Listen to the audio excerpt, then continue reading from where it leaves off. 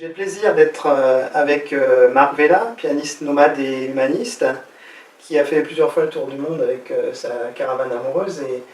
Et j'ai eu la chance de pouvoir jouer au piano, en impro, à quatre mains avec Marc. Ça a été un temps très fort pour moi.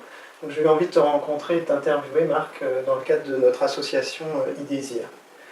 Donc une question pour commencer très simple, c'est finalement toi, comment tu élèves ton niveau de santé, soit ta santé physique ou psychologique?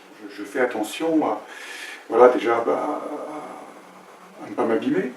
Donc je ne fume pas du tout, je ne bois pas d'alcool, ou très très peu, très rarement. Moi j'avais un grand-père qui était vigneron dans le sud-ouest, et il me disait, voilà, le vin c'est pas de l'eau. Et donc voilà, l'alcool on en boit juste, le vin c'est juste pour accompagner un fromage, une viande, un poisson, et voilà, c'est juste pour souligner, et on mélange comme ça les saveurs. Et lors d'un repas, on ne boit pas plus d'un verre. Voilà. Mais voilà, c'était vraiment... Donc voilà, ma santé, c'est ça. C'est donc, pas fumer, pas boire. Et puis, j'aime vivre à la campagne. Je me suis acheté une maison dans le sud-ouest, pas trop loin de l'océan, où il y a du bon air. J'ai fui la ville. Voilà, ça c'est clair. Donc voilà un petit peu déjà, tous ces ingrédients pour moi sont très importants pour, je crois, nourrir cette santé et qu'elle soit bonne. Et est-ce que tu as un rituel, quelque chose que tu fais régulièrement, tous les jours, toutes les semaines, qui concourt à ton équilibre sur les plans mental, corporel, émotionnel? Alors, non, moi je ne suis pas un homme à rituel. Ça, c'est peut-être ça mon rituel. Voilà, j'avoue que je ne suis pas un homme à la discipline rigoureuse. J'avoue que quand je me lève le matin, je n'ai qu'un désir, c'est de travailler. Voilà, moi, ma santé psychologique, elle est surtout là à ce niveau-là, c'est que j'aime créer et j'adore aller voilà, à mon piano, jouer. Ce rendez-vous avec mon intériorité fait partie vraiment de mon équilibre psychologique. Ça, c'est très important. Il serait plutôt là, ce rituel, ce rendez-vous avec vraiment cette intériorité, ce temps de travail où je peux livrer ce que je reçois. Souvent la nuit, je me réveille, parfois vers 2-3 heures, j'ai l'œil qui s'ouvre et je ne me retourne pas dans le lit en me disant il faut que je dorme. Je ne suis pas un fonctionnaire de la nuit en me disant il faut que je fasse mes 8 heures. Moi, je suis prêt à me lever tout de suite, si vraiment, quand je me réveille comme ça, pour aller travailler.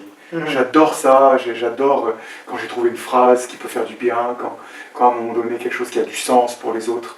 Et ça me met en joie, vraiment. D'accord. Donc ton épanouissement à travers la création, le travail. Oui, mon épanouissement à travers effectivement ce travail qui peut donner des clés pour les autres. Ça, c'est vraiment quelque chose de déterminant. Oui, la transmission sera ouais. Okay. Et est-ce que tu aurais justement, dans le cadre de la transmission, un petit cadeau, quelque chose que tu pourrais offrir à ceux qui nous regardent, pour eux, qui leur ferait du bien? Alors moi, je trouve ça super que votre chaîne s'appelle iDésir, parce que le désir, c'est fondamental. On l'a beaucoup diabolisé, on l'instrumentalise aujourd'hui encore, et on ne sait plus trop ce qu'est le désir. Krishnamurti, d'ailleurs, à un moment donné, se posait la question de quelle était la place du désir. Et je crois, moi, à la réflexion que le désir n'a pas de place. Il est partout. C'est ce qui fait mouvoir les galaxies, les étoiles, les planètes, et c'est ce qui fait aussi mouvoir nos cellules, toutes choses. Donc le désir, il est fondamental. Nous sommes des êtres désirants, mais là aussi, nous n'avons pas les outils pour vivre sereinement ce qu'est ce souffle, littéralement, qui nous traverse et qui nous maintient en vie, finalement. Donc je dirais que la clé que je pourrais donner, voilà, puisqu'on est dans la transmission, je dirais à nos amis que fondamentalement c'est de vibrer. Voilà. Souvent dans un couple, quand on est ensemble, on vibre les premiers mois, les premières années, puis après ce vibrant s'éteint. Et c'est ce qui fait le drame, hein, souvent dans les relations, c'est que les gens petit à petit s'ennuient, il y a de lassitude, hein, et qui va générer un étouffement. Mais parce qu'il n'y a plus de vibrant. Et ce vibrant, quand il se manifeste dans la vie, eh bien, souvent pour d'autres personnes ou pour d'autres choses, on se sent un peu démuni parce qu'on se dit c'est pas bien, ça m'éloigne de ma vie, de mon engagement, alors que pas du tout. Le vibrant, il est essentiel, il ne t'éloigne pas, au contraire, il pourrait te rapprocher. C'est un outil essentiel qui nous permet de nous réaccorder, de nous réaligner. Donc je dirais que fondamentalement, oui, nous sommes des êtres de désir, vibrer c'est très important, parce que ça nous permet de nous réajuster. Et alors là, pour la santé, c'est quelque chose de déterminant. Si je ne vibre plus, et ben petit à petit, je me désaccorde et je ne m'en rends même pas compte. Ouais.